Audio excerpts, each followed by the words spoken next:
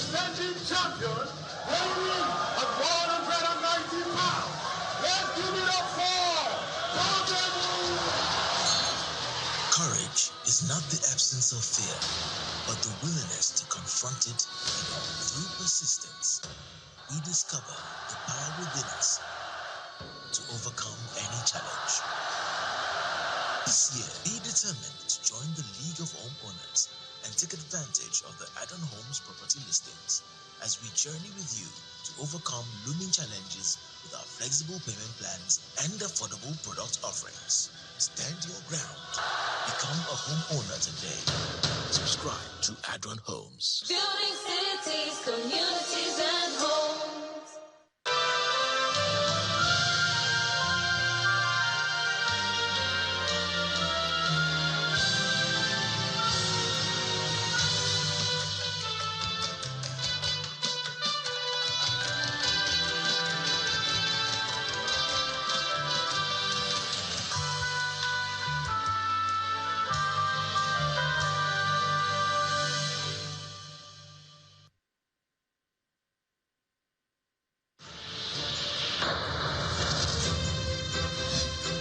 From Lagos, the nation's commercial capital, this is the News at 10.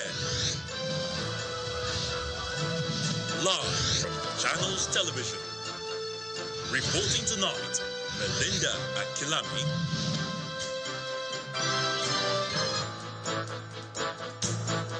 Hello and welcome. Tonight, controversy trails conduct of Ondo State APC governorship primary. Some aspirants allege manipulation of the exercise. Chairman of the election committee, Governor Usman Ododo, commenced conduct of the poll. Delta State Governor visits Okwama over a month after 17 Army personnel were killed in the community. Promises the safe return of indigents who fled the area following the incident. And U.S. House of Representatives approves a $61 billion aid package for Ukraine after months of delay by Republicans. And on Business News tonight, Nigeria delegates wrap up their World Bank IMF Spring Meetings participation in Washington, D.C. with a cohesive and comprehensive plan to attract foreign direct investment. On sports news tonight, Nigeria's Tunde Onakoya breaks the world record for the longest chess marathon after playing unbeaten for more than 58 hours in New York City's Times Square to raise money for underprivileged. Clinches the ticket of the All Progressives Congress APC ahead of the governorship election in Ondo State has taken place with the conduct of the governorship primary today amid mixed reactions trailing the exercise.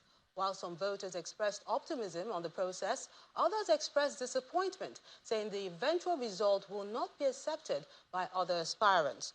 The poll was scheduled to take place simultaneously in 203 wards of the state, with 16 aspirants vying for the governorship ticket. There are reports that the exercise could not hold in some wards, as no electoral officials were seen on the ground. The electoral materials were expected to be distributed from this hotel to various wards in the state, with accreditation to commence by 10 a.m. Saturday. A few minutes to the hour, the chairman of the Ondo State APC Primary Election Committee and the governor of Kogi State, Usman Ododo, arrives at the hotel. Here, some aspirants and agents were furious over what they call pre-planned effort to favor a particular aspirant and call on the national leadership of the party to change the leadership of the committee, as they have no confidence in his ability to conduct a credible primary election. We have waited here since 6:30, believing that our people will collect the materials. Unfortunately, at about 9:30 a.m., His Excellency the Governor of Kogi State, His Excellency Ododo, came out to tell us that materials have been distributed. At what time, in what places, we don't know. What we are saying is this: the irreducible minimum request that any party man could ask for his party is that due process should be followed. If we issue guidelines, electoral guidelines, that this and these are these processes, and based on the guidelines, we have moved around all the 18 local government areas of Ondo State. We have campaigned to the people, and only some few set of people to come, manipulate the entire process, and think that we will open our eyes and be looking at them. What we see playing out here is an agreement, an arrangement by Ododo and whoever he is working for to change the people of Ondo State and to reduce the capacity of our people to openly and legally exercise their right to choose their governor. At some of the wards in Akure, especially Akure Ward 2 and 5, party members waited patiently for the arrival of the materials. It's a different scenario at Obenla in Ilaje district of Ondo State, where the incumbent governor and also an aspirant, Lucky Ayedatiwa, hails from. He casts his ballot at Ugo Ward 4 and afterwards expresses satisfaction with the process. The turnout is so huge. I'm not expecting anything less because this is where I was born. This is where I started my primary school. And I'm so happy also to see some of my classmates, all our people that have come out in a large number to be part of this exercise. At Igotako, the home turf of another aspirant, Jimo Ibrahim, no election took place at his ward. There's no master list to conduct the election, no register of party members eligible displayed, nothing of such. So there was no election at all. In my own ward, there was no voting safe because my ward was not enlisted. That is Ajwe ward 3 of the local government.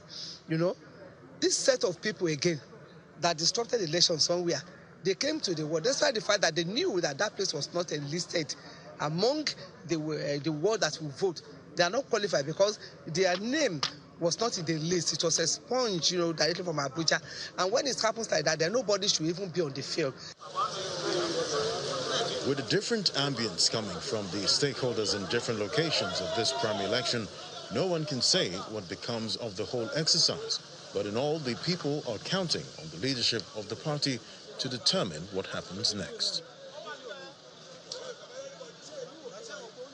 Meanwhile, the governor of Kogi State and chairman of the Ondo State All Progressives Congress Governorship Primary Election Committee, Mr. Usman Ododo, has commended members of the party in the state for their orderly conduct and turnout during the election. A statement by the governor's special advisor on media, Mr. Ismaila Issa, explains that Governor Ododo gave the commendation while receiving reports from members of the election committee, security agencies, and other stakeholders who monitor the exercise in different parts of the 18 local government areas. According to him, I have received reports from our committee members and security agencies as well as NGOs monitoring the election, including video footage, and I can say that the process has been transparent and we are going to produce a candidate that will unify the APC ahead of November 2024 governorship election in the state. Governor Ododo notes that the delay in the arrival of materials in some wards and local government areas will have no adverse effect on the conduct of the primary election. Staying with party politics, this time in Benue State, where the lingering crisis in the state chapter of the All Progressives Congress APC continues to take different dimensions, with the police now occupying the party secretariat and denying access to the facility in Makadi, the state capital. Amid this, the acting chairman of the state of the APC in the state, Mr. Benjamin Omakolo, is maintaining that his leadership has the sole responsibility of planning for the party's participation in the forthcoming local government election in the state. Meanwhile, another leader, Mr. Austin Agada, is also claiming to be the state chairman of the party.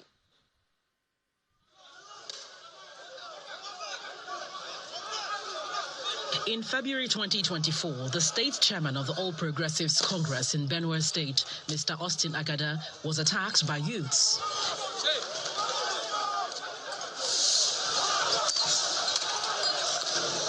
Gunshots and tear gas rent the air in the ensuing pandemonium as the police battled to disperse all the contending sides of the divided ruling party in Benue State. Again, some officials of the Austin Agada-led State Executive Committee made their way to the party secretariat and were resisted by youths loyal to the acting state chairman, Mr. Benjamin Omakolu. Following the disagreements, the police have been keeping vigil at the Secretariat, denying any of the groups access to the facility. Speaking to Channels Television on phone, the State Publicity Secretary from the Agada-led executive, Mr. Dan Ihumon, says thugs loyal to the Omakolo executive attacked and denied them access, but expressed hope that they would conduct a meeting over the planned July local government election. The two groups have been holding parallel meetings ahead of the forthcoming local government elections in the state as they lay claim to the soul of the party. House in Agada was suspended by the Council Ward for anti-party activities and has been removed as the state chairman of our party in Benue State. And divine providence conferred on me the chairmanship of the party in acting capacity. The governor is trying his best to put Benue on the map. And through the APC that we won elections, he's also trying to grow the party to what the common man can benefit from. It is evident with what you are seeing here, so you need not to say to tell you that Buruku is Fadalia, Buruku is APC, and Buruku is growth. The dispute within the Benue APC chapter, which began after the party won the governorship election in the state, has continued to linger between members loyal to Governor Hyacinth Alia and the secretary to the government of the Federation. In other stories, over a month after 17 army personnel were killed in Okwama in Delta State, Governor Sheriff Oberiwori has visited the community where he gave assurances of the safe return of the indigents who fled in the wake of the incident. The governor, who was accompanied by some government officials, reiterated that innocent residents would not be made to suffer for what they know nothing about. This is the first time the governor would visit the area since the incident, after he was reportedly stopped from assessing the community when he attempted to do so a few days after the killings. You imagine where 17 army personnel were murdered. It's a process. Just five weeks ago. So it's a process. We are following the process. In that process, we are healing the wound. Because also, too, they are so very bitter. The army is so very bitter. So we will manage them. There's always you can see that even the king who actually went and submitted himself to the police and later to the army, he has been released yesterday. So you can see part of people will not know what is on ground, what we have been doing. What we just need to do, I have come here to see, and to see how the innocent people can be located back with the cooperation of the military. You know, it's very painful for this great loss, and you have to follow the process. And that's what we are following. And you can see today, even the brigade commander came with us to this very place. The new posted, the commanding officer of 181, the other one was murdered. The new one, Lieutenant Colonel Dabo, is also here with us today.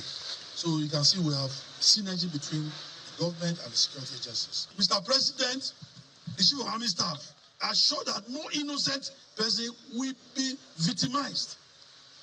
So the process of relocating them back is on the second process. We're on it already. We'll bring them back. We are talking with the military.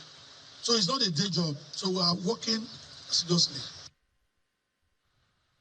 The Nigeria Police Force has detained a female police officer who was attached to the embattled former governor of Kogi State, Mr. Yahaya Bello, over allegations of being part of the security aides that obstructed his arrest in Abuja on Wednesday. The ADC was arrested alongside other police officers attached to Mr. Bello and are being detained at the Criminal Investigation Department in the nation's capital. Sources within the police say their arrest and detention followed an order by the Inspector General of Police, Kayode Betokun. The source who spoke to our correspondent on the condition of being anonymous explained that the officers were arrested on the suspicion that they deliberately aided Mr. Bello's escape from the operatives of the Economic and Financial Crimes Commission, EFCC. The EFCC operatives had gone to arrest the former governor at his Abuja residence over alleged fraud to the tune of 80 billion naira. On Thursday, the former governor was arraigned in absentia at the Federal High Court, Abuja.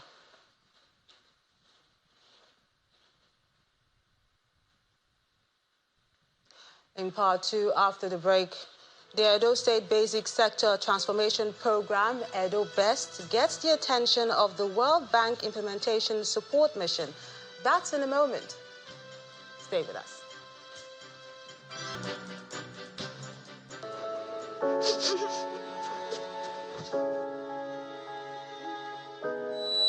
Oh no, not again. It's human to feel pain. Ease the pain with Ezadol. For fast relief from pains and fever, Ezadol comes in easy-to-swallow caplets for adults and suspension for children. Ezadol, ease the pain. A product of May and Baker. If symptoms persist after 2 days, please see your doctor. Do you know that you can now print all your essential items for events without even having to leave your home? It's the Cash Print Combo Deal for all events. Yes! Weddings, conferences, birthdays, burials, etc. Starting from 495,000 Naira only. You get 50 invites, 50 A2 size posters, 50 16-page brochures, 1 large backdrop banner, 1 roll-up banner, 50 jotters with pens, and 50 souvenir carrier bags. Whatever event you're planning, we can adjust to your budget and quantities. Just send your pictures and other information through WhatsApp, and we shall send a design for your approval. Approve your design, and we will produce with super high-quality digital print technology. We can even arrange delivery to your location. Call us now on 0913-156-5016 or 0812-794-9323 or visit our social media pages. Cash Prints, digital printing at super speed.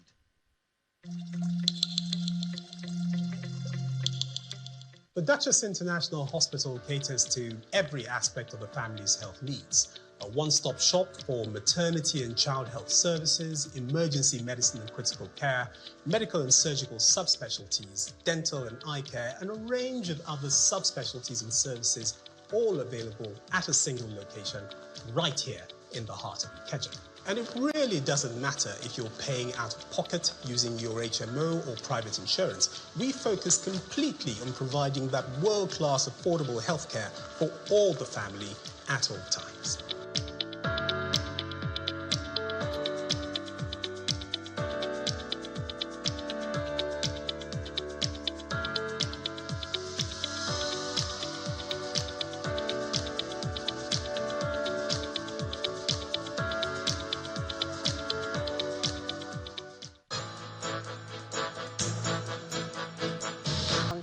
Television Lagos. A reminder of our top stories.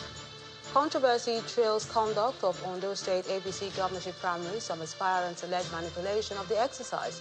Chairman in Gombe State, the government says the Inuwa Yahaya-led administration will continue to execute capital projects as well as give social interventions for the growth and well-being of the people in keeping with its campaign promises. It maintains that this commitment informed the allocation of 52% in the 2024 budget to capital projects and 48% to recurrent expenditure, underscoring the need to build more infrastructure without discounting the people's welfare. Since becoming the governor in 2019, Inuwa Yahaya has changed the budgeting processes in Gombe State by entrenching public hearing and consultation on every budget passed in the state.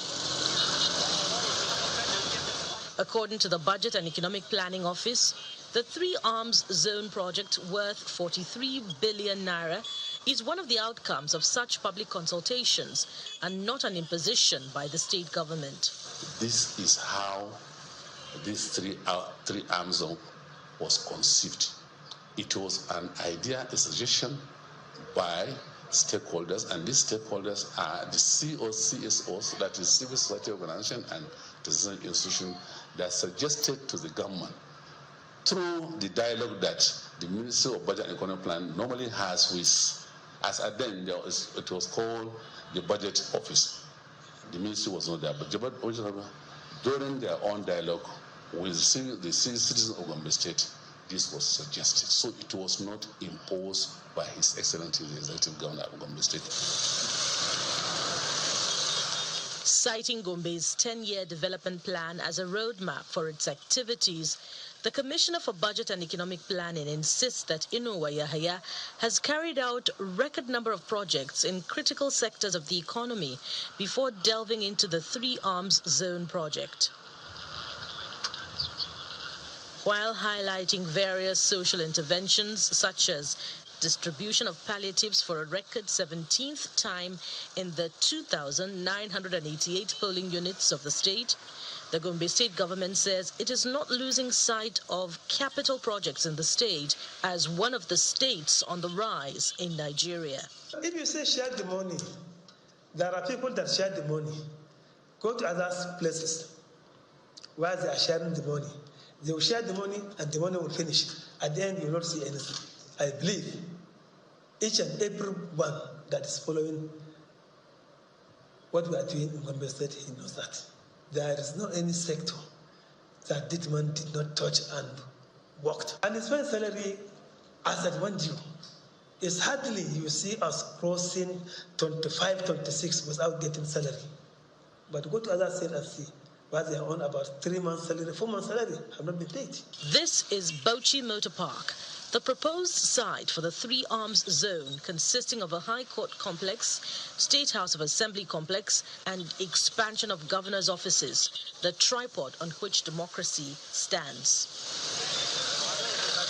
As the daunting task of building a modern city continues, Gombe State is perfecting plans to move all motor parks in the state to an already completed ultra-modern mega park to give way for the Three Arms Zone. The World Bank Implementation Support Mission has commended the Basic Education Sector Transformation Edo-Best program for improving the learning outcomes in primary and junior secondary schools across Edo State. The team, led by the World Bank Assessment Group, made the remarks after a series of engagements with officials from the State Universal Basic Education Board, SUBEB. The chairman, SUBEB Edo State, Ezeife Salami, says the introduction of a situation room has yielded results in monitoring schools across the state. The World Bank Implementation Mission engages stakeholders from the Edo State basic education sector on a 3-day assessment program inside the John Odige Oyegun Public Service Academy in Benin City, the Edo State capital. The visit from the World Bank is to examine the progress made since partnering the Edo State government on improving learning outcomes in public schools across the state.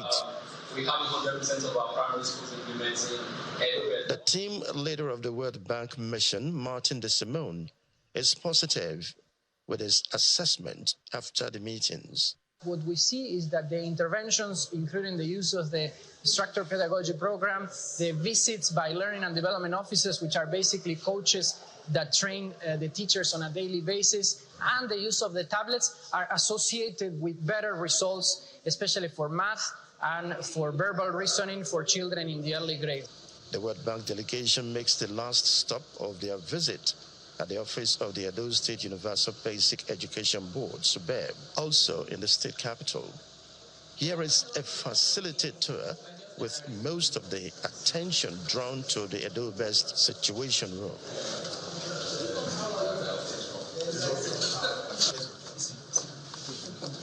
For the Edo-Best SUBEB chairman, Ezeife Salami, the situation room has been the game changer in turning around the fortunes of basic education in Edo State. What you saw in the situation room is that I, from my situation room located in my office, can click on any local government, any school. I can see how schools are performing using the KPIs that we've established. But we are also at a place in the program where we are taking it further. We've stabilized the program so far in 6 years. Our teachers are coming to school. We are recording teacher attendance levels of over 90% across program. We are recording that teachers stay in school for the entire length of a school day. The Edo Basic Education Sector Transformation, Edo-Best, was adopted by Godwin Obaseki-led administration in 2018 with a mandate to improve the learning environment for both pupils and teachers using technology-based methods. Meanwhile, in Adamawa State, Governor Omar Fintiri has described the school-based management committees as a vital component in the development of basic education aimed at ensuring the reduction of the number of out-of-school children, as well as the development of infrastructure in hard-to-reach areas in the state.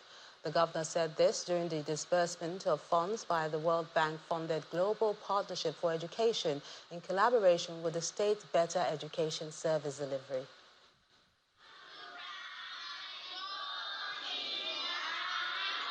It's the official flag off and distribution of the first phase of GPE grant of 37 million naira for the construction and rehabilitation of 23 selected public schools across Adamawa State.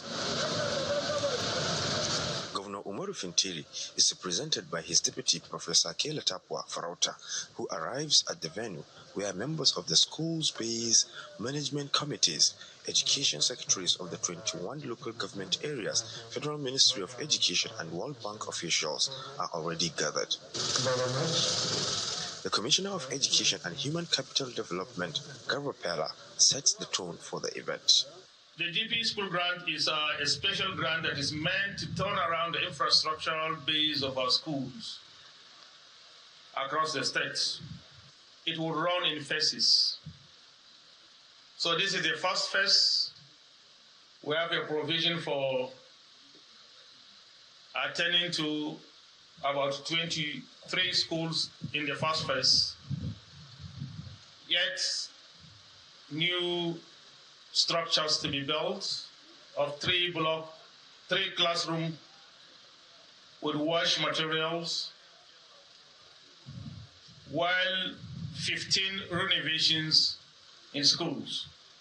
In her remarks, the Deputy Governor, Professor Tapwa Farauta, cautions members of the School-Based Management Committee to pay proper attention to the facilities being provided.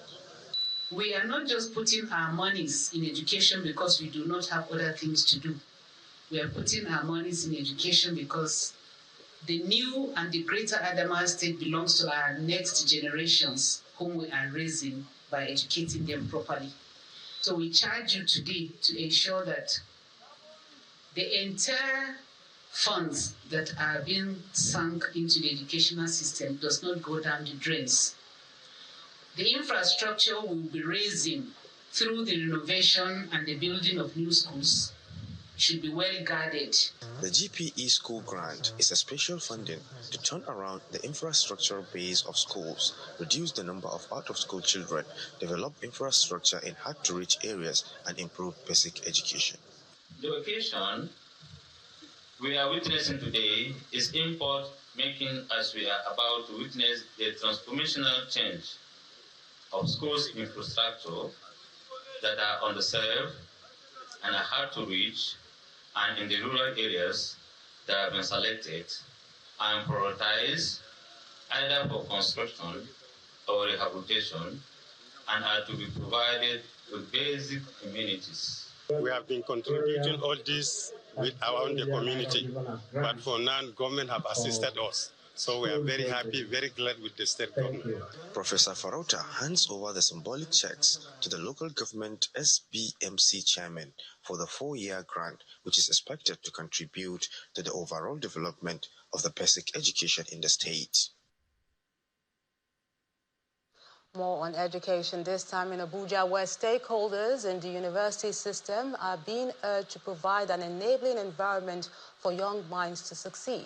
This is the position of the Chairman, Board of Trustees of Cosmopolitan University, Numan Dambata, at the maiden matriculation ceremony of the institution in Abuja. While delivering his opening remarks, Mr. Dambata urged the matriculating students to operate within the boundaries of responsible academic freedom and be morally upright at all times. His Royal Highness and his people... 55 students of the Cosmopolitan University converged here, accompanied by their parents and well-wishers, for the maiden matriculation ceremony of the university as they embark on their respective academic journeys. Delivering his opening remarks, the Chairman, Board of Trustees, says the university is a pioneering institution in Nigeria that aims to provide a student-centered learning experience with international standard.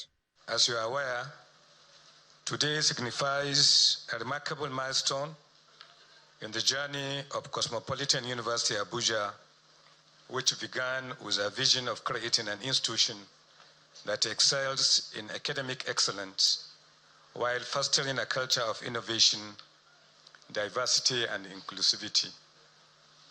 As we witness the matriculation of our first set of students embarking on their respective academic journeys, we feel a deep sense of pride and anticipate the great accomplishments in the years to come, inshallah.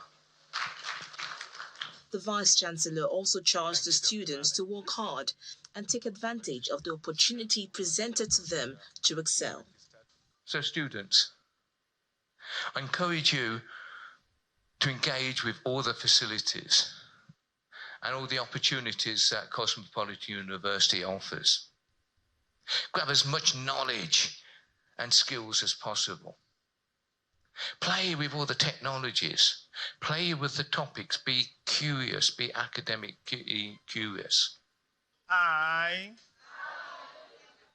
And then it was time for the administration of oath, signaling the beginning of a remarkable milestone. So help me God.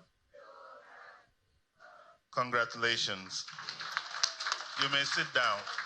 The Cosmopolitan University was in May 2023 licensed by the federal government and in June same year permitted to commence degree programs in 16 fields. Its vision is to prepare prospective graduates to make a positive impact in their respective careers and communities.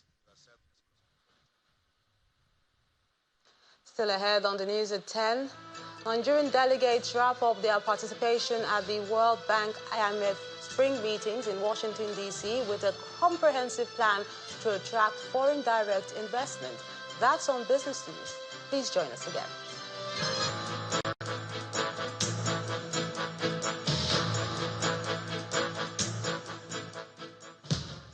Big tech wasn't really here. What have they seen in the past 10 years, which is making all of them want to put their HQ here? If you're a business that sees itself going global, we'll definitely need some sort of like boosts. We need to tap into those existing networks that these big tech companies will provide. Is there a downside to big investment in Africa? Okay.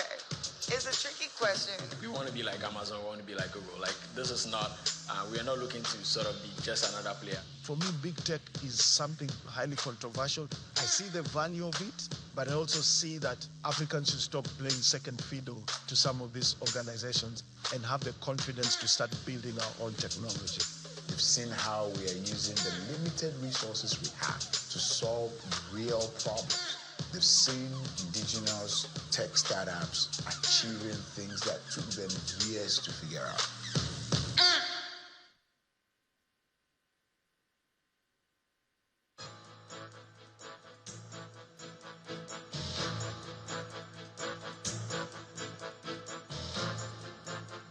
Welcome back. The remains of the first civilian governor of Anambra State, Dr. Chukwuemeka Ezeife, has been laid to rest in his country home of Ibuku in Agwata local government area. People from all walks of life, including the president, represented by the Imo State Governor, Hope Uzodinma, paid glowing tributes to the former governor. The governor of Anambra State and chief mourner, Professor Chukwuma Soludo, reiterated his commitment to upholding all that the former governor stood for.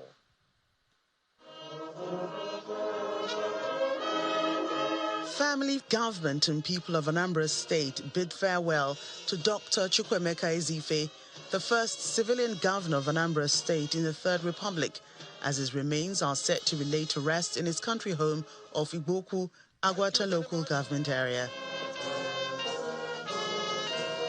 It's an event that attracts dignitaries from all walks of life, as they honor a man described as a detribalized Nigerian whose public life and political career exposed his love for excellence, equity, fairness, and justice.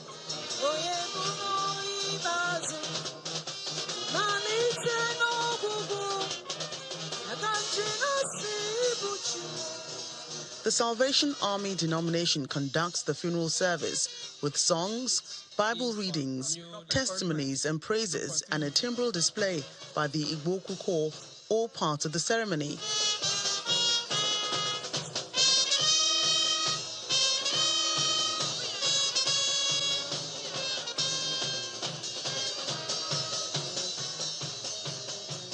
In the homily, the Chief Secretary of the Salvation Army describes Dr. Ezeife as a gallant soldier of the Lord who lived a remarkable life. Our dear father started well, and we want to believe here that he ends his life, or he concluded his mission on earth also very well.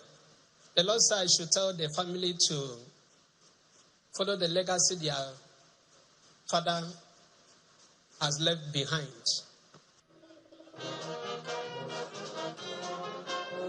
Also speaking in glowing terms about the late governor, Professor Soludo says he lived out the true essence of the change he preached. Dr. Ezeife lived out the true meaning, not just what he said, but what he did. And the reason we all take him seriously is because he lived out what he preached. Whether when he was the permanent secretary par excellence, or when he served as governor of Anambra. In fact, that's when he earned the credit to speak about fairness, to speak about equity, to speak about justice. These begin with a special police parade and gun salute. From the road, preach.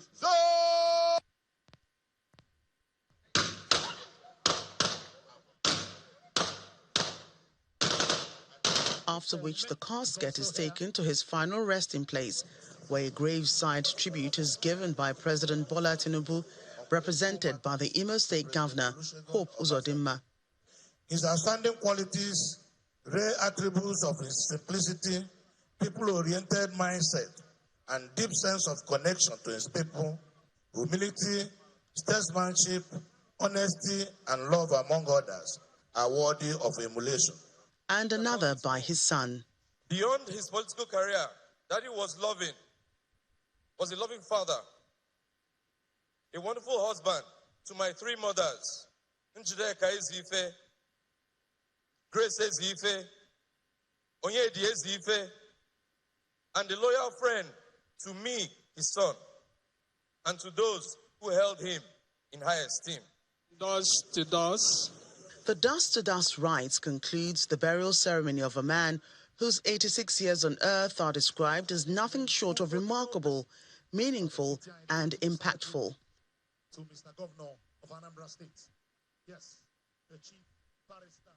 Our thoughts and prayers are with the family members at this time. To all the stories now, the Nigerian Navy says it has recently taken delivery of a state-of-the-art offshore survey vessel, OSV.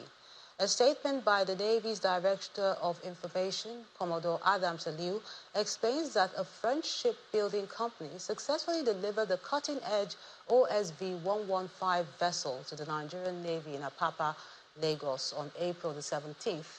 According to him, the vessel is built for scientific, hydrographic, and oceanographic missions and is equipped with progressive technology to aid the vessel in conducting in-depth surveys in shallow and medium waters. He says the vessel will support the ongoing efforts to safeguard the Nigerian territorial waters and optimize the current administration's blue economy initiatives. After 7 years of evading justice, the River State Police Command has finally eliminated one of the most notorious criminals operating in the southern part of Nigeria, Daddy Chukwu. In this next report, our correspondent, Charles Oporum, chronicles the heinous crimes of Daddy Chukwu and how he was eventually apprehended by the River State Police Command. The name Daddy Chukwu may not ring a bell outside River State, but to the people of the riverine Mbo-Shimini community of Port Harcourt, it most likely will. In October 2017, Mr. Chukwu and his gang allegedly opened fire on residents of the community, killing about 23 persons in one day. Among his victims was Mr. Ndudi Livingston, the CDC chairman of the community, who the notorious gang dragged out from church to take his life, a memory still fresh in the minds of his widow and son. I came out from church with my dad. Then as we were going, he was going to enter the car that he came with. Then I saw men that came down from the car and be dragging him. I told them to leave him alone. That what did he do? They did not answer me. Then my dad was not shouting that I will not enter the car, that instead of me to enter, I will die here. Everything was like a film to me. So one of the guys, my husband was struggling with his gun, fell down. You understand? My husband used his leg to match the gun. So immediately that one picked his gun, he shot his leg. I was like, yes. I said, what did he do? What did he do? So he was shouting, telling me to go and call somebody. He was standing just like, not even up to 5 steps in front of me. You understand? The next thing, if you see, they started shooting him. They shot him from this side. He fell down. They were still shooting him. Everybody, because of the sound of the gun, ran away. But at that point, I don't know what hurt me. I couldn't go front. I couldn't come back.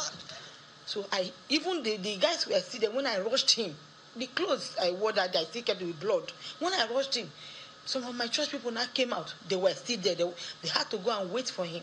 They put him in the car and took him to hospital. On getting there, they confirmed him dead. As a result of his heinous crimes, Daddy Chukwu was placed on the wanted list of the Rivers State Police Command in 2017, but he continually evaded arrest, going on to commit more crimes. This is the community. Some of his victims say he was so brazen with his act that he set up a quarter from where he and his gangsters operated with impunity. Nothing may come kill my pikin. Kill my pikin because of land inside our house. My pikin there for house when he come kill him. And his wife can't think and die. About the two of them at the same time. About 6:30 a.m. on the 2nd of January 2023, he came to my house to pick me up with his gang, took me to his barracks, flogged me up for about 6 hours. After then, he cut off my ear for no reason and brought me out of his gate. But I thank God I'm alive today, and I've seen that the Nigerian police have brought him down and apprehended him. In November 2023, Olatunji Disu was posted to Rivers State as the Commissioner of Police, and part of his mission was to apprehend Daddy Chukwu. Now in April 2024, 5 months after CP Disu took charge, his team finally succeeded in an operation which involved both the Rivers State Police Command and members of the Intelligence Response Team, IRT.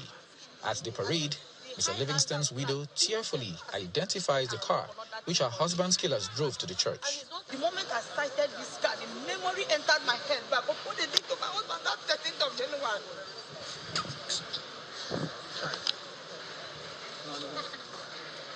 The police boss explains how the criminal was neutralized.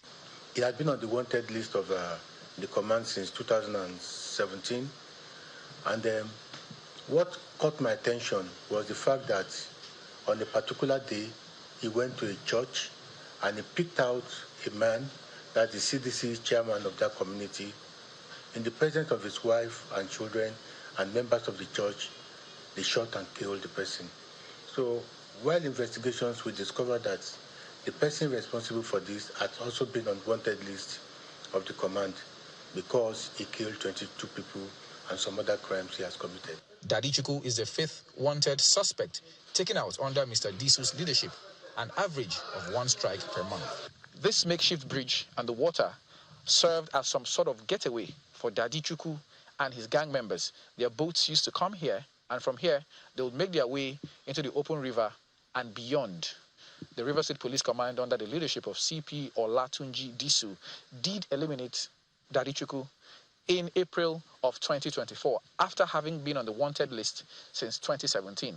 They are assuring that no member of his gang will be allowed to come in and fill the vacuum, because security has indeed been raised to higher levels. Members of the community are breathing a sigh of relief, and I think they are happy that peace has eventually returned to Mboshim in the community. Charles Oporum, Channels Television News. The federal government has urged lawmakers to invest in solar-powered irrigation as a major move towards ramping up the scale of productivity of farmers in the country. The Minister of State for Agriculture, Senator Aliu Shabi, said this during a retreat attended by the Senate Committee on Capital Market in Abuja. According to him, Nigeria must curb the challenge of post-harvest losses. On his part, the chairman of the committee considers the nation's commodity exchange as a way of boosting food security and revenue through enhanced export of raw materials.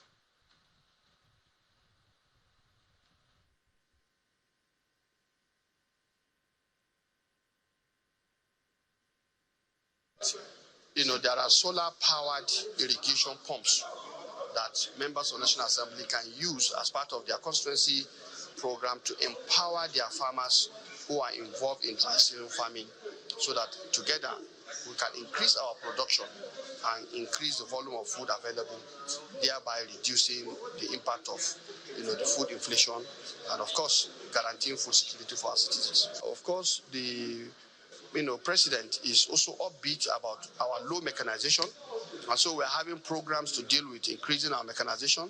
Right now, the level of mechanization is about 0.02 horsepower per hectare, and the African average is about 1.7, while global average is about 2.5.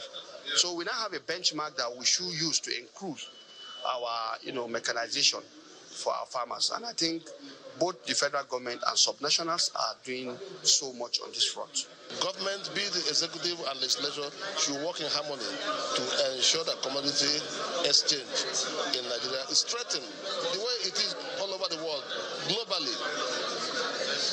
Everything that we are doing across the globe must pass through a commodity exchange.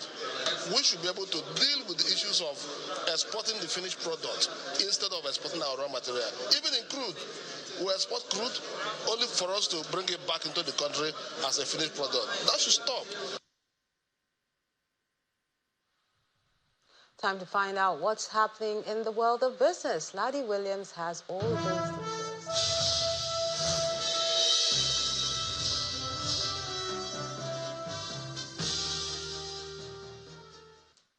Thanks, Melinda. Well, in business news, the spring meetings of International Monetary Fund and World Bank have drawn to a close today.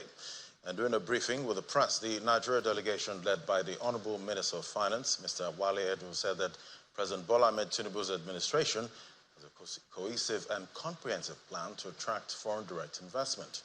The high-level delegation to this year's spring meetings of the Bretton Woods institution include the Central Bank Governor, Mr. Yemi Cardoso, the former Finance Minister, Aisha Ahmed, and the Director General of the Debt Management Office, Ms. Patience Oniha, as well as some other top government officials.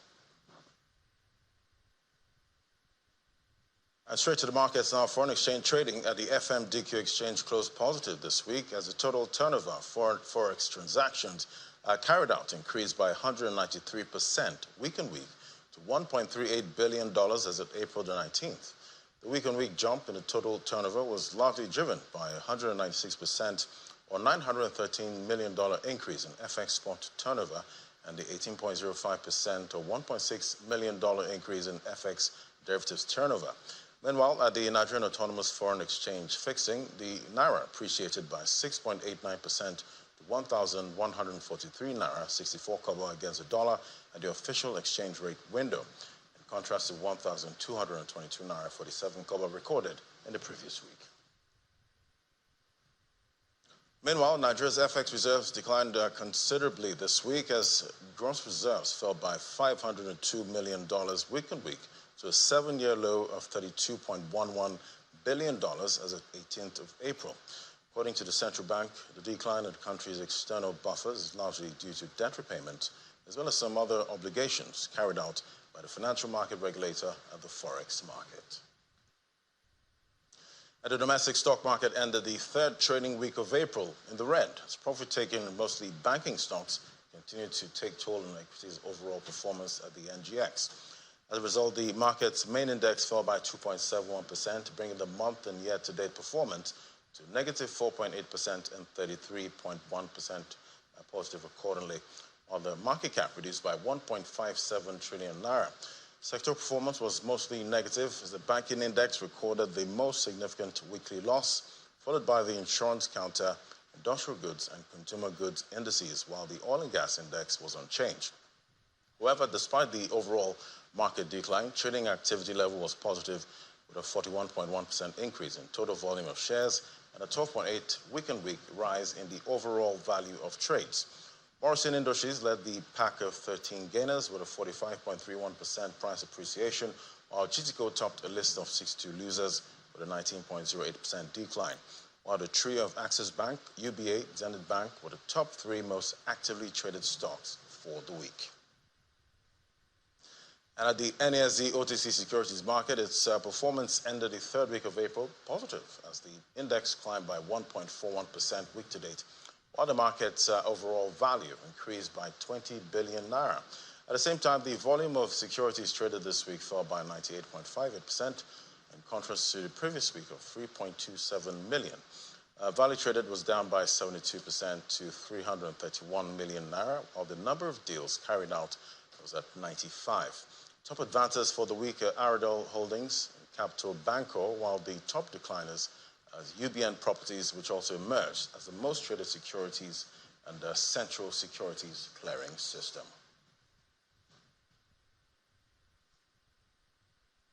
And that's it on business. Back to Terry now with sports.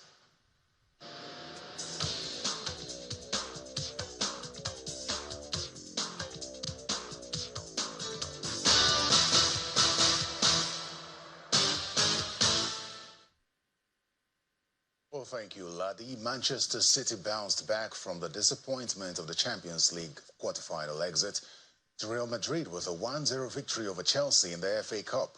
Bernardo Silva's late goal sunk Chelsea at Wembley to seal a place in the FA Cup final for Pep Guardiola's boys. Manchester City were second best for long periods in the semi-final as Chelsea wasted a string of chances. City faced Manchester United at Coventry in the final on May 25 and will retain the Premier League title if they win their last 6 games. Meanwhile, in the English Premier League, Brentford hammered relegation-threatened Luton Town 5-1 to pull 10 points clear of the relegation zone. Brentford have now climbed above Crystal Palace into 14th place. Elsewhere, Burnley gave their hopes of survival a huge boost with a vital 4-1 victory over bottom side Sheffield United. But defeat pushes the Blades further towards relegation. In the last game of the day, Arsenal beat Wolves 2-0 at the Molineux Stadium. Away from football, Nigerian chess master Tunde Onakoya has broken the Guinness World Record's longest chess marathon after attempting it for more than 2 days. Onakoya broke the Guinness World Record for the longest chess marathon after playing for over 58 hours and winning every match in tow. This feat shattered the previous record of 56 hours, 9 minutes and 37 seconds set by Halvard Hogg Flatabo and Sue Ferkenstad. In the meantime, President Bola Tinubu has congratulated Tunde Onakoya on setting a new world chess record and sounding the gong of Nigeria's resilience, self-reliance and ingenuity at the square of global acclaim. President Tinubu celebrates the Nigerian chess champion and founder of Chess in Slums Africa for the rare feat, but especially for the reason driving the compelling demonstration of character, which is raising funds for African children to learn and find opportunity through chess. The president states that Onakoya has shown a streak of customary among Nigerian youths population, the audacity to make good change happen, to baffle impossibility and propel innovations and solutions to the nation's challenges, even from corners of disadvantage. Now, former world #1 Garbin Muguruza has announced her retirement from tennis, bringing the curtain down on a glittering career. The two-time Grand Slam champion, who initially stepped back from tournament tennis in 2023, officially ended her competitive career. The 30-year-old Spaniard announced her decision at a press conference today and revealed that her future will include a role as a Lure ambassador.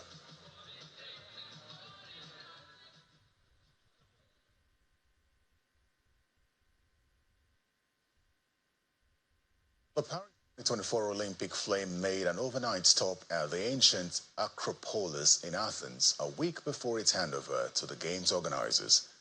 The flame will be carried around Greece by a string of torchbearers. Parts of the relay are being made by ferry or plane. The flame will be delivered to French officials next Friday at the renovated ancient Marble Stadium, where the first modern games were held in 1896.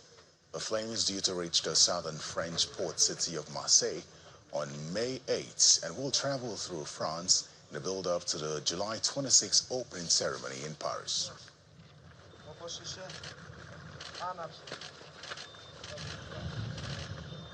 And it's a wrap from the nation's capital. Back to Lagos.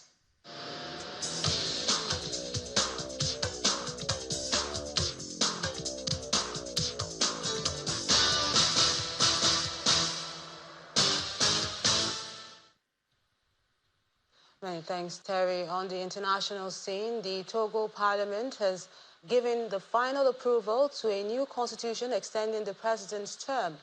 Critics have denounced the move as a coup in the country, which is moving from a presidential to parliamentary system of government.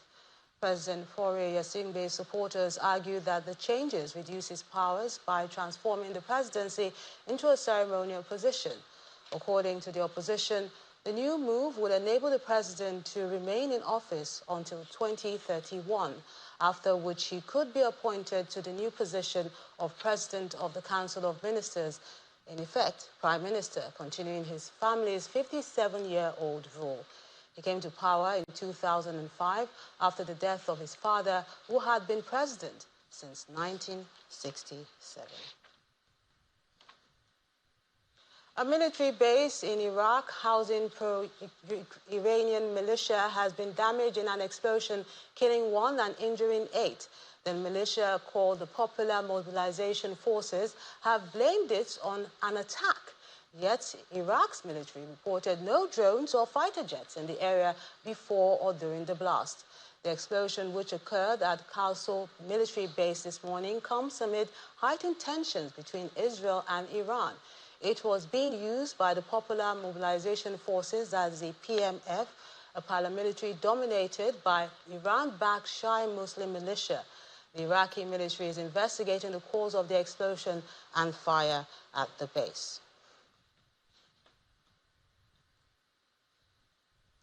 At last, the U.S. House of Representatives has approved a $61 billion aid package for Ukraine after it was delayed by Republicans for months, with some objecting to sending money overseas instead of the U.S.-Mexico border.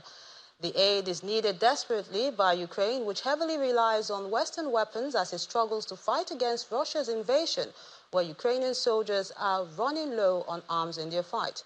The lawmakers also passed several aid packages to Israel in its war against Hamas and to Taiwan to deter Chinese aggression. And the main news again. Controversy trailed the conduct of the Ondo State APC governorship primary today as some aspirants alleged manipulation of the exercise. Meanwhile, chairman of the election committee, Governor Usman Ododo, commended the conduct of the poll, describing it as orderly and peaceful. Crisis in the APC Benue state has showed no sign of abating as police continued their occupation of the party secretariat in Makurdi, the state capital. 2 party leaders have laid claim to the chairmanship position in the state. Governor Sharif Owerriwori has visited Okwama over a month after 17 army personnel were killed in the community in Delta State. He promised the safe return of the indigents who fled the community following the incident. And the U.S. House of Representatives has approved a $61 billion aid package for Ukraine after months of delay by the Republicans.